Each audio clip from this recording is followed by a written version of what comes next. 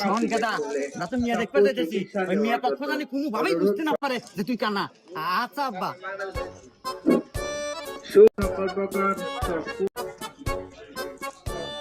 তো বাবা যে আসতে কোনো সমস্যা নেই তো? না, আমাদের কোনো সমস্যা হয় নাই। আচ্ছা যাই হোক, এখন কো আমাদের বিয়ে পছন্দ হলো নাকি? বিয়াই সাহেব, আমাদের পক্ষে তো কোনো সমস্যা নাই, মিয়া আমাদের খুব পছন্দ হয়েছে। আলহামদুলিল্লাহ, বিয়ে যাওয়া তো পাকাপুক্তি হইলো, তাহলে এই সুবাদে মিষ্টি মুখ করা যায়। বাবাজি, তাহলে তোমার হাত দিয়ে সব মিষ্টি মুখটা করাই দাও। এ গেদা, তোর হসুর করে তোর সামনেই মিষ্টি নিয়ে খাড়া আছে, আর মিষ্টি কিন্তু দড়িতে বান্ধা আছে, ওটা খুলে নিস।